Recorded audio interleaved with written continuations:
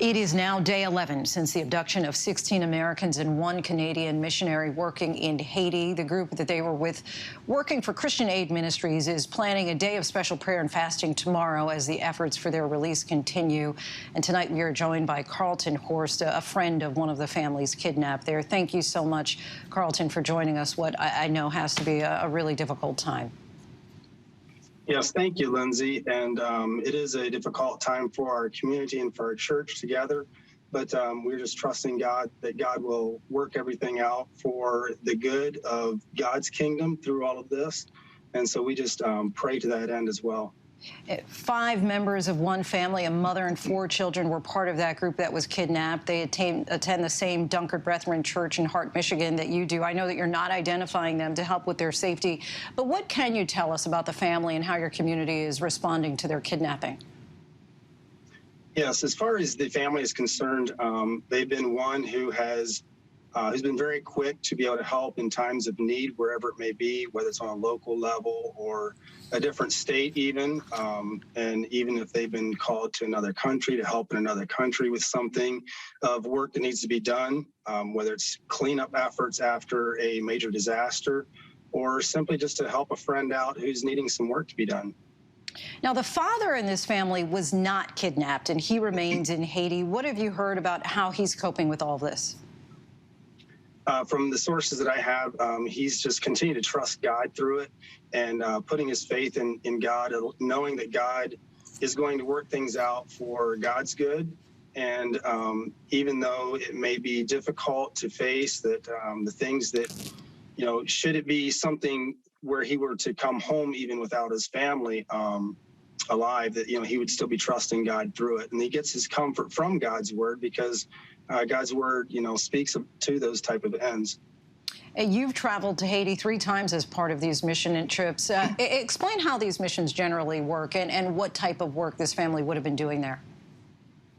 Sure. And so each mission organization may have different focuses. And I know that the mission organization that they're at CAM that they were working with has been doing a lot of mutual aid type work in the country of Haiti, passing out rice, beans, doing different also discipleship programs among the individuals in the community to help local churches as well.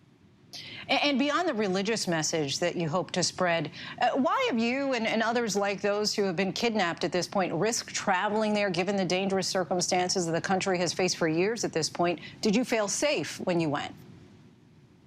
So there's been different times in going, obviously we've, heard of different times where individuals may be kidnapped or maybe, threatened for going there.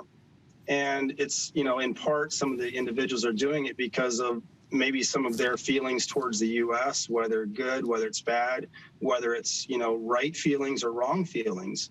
And so they may be acting, accordingly, but we do it because we love people and because of our love for Christ and Christ's love for us. And Christ commanded us to go out and to spread the gospel to every tribe, every nation. And so we're doing a part of that of spreading the gospel.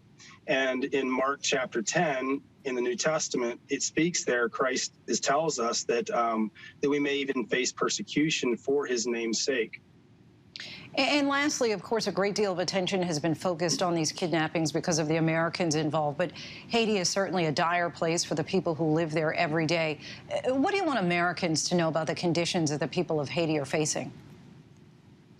So Haiti has definitely been facing a lot of trials, and it's faced a lot of hardships lately with with hurricanes, tornadoes, earthquakes that have happened there. And so, and just not having, they rely a lot on aid from other nations as well. And so it's been very difficult for them. And so they rely a lot on American and other nations to help them out. And so our prayer, though, is that ultimately, though, that it may also come to spiritual freedom, because Haiti has been a very dark place, spiritually speaking.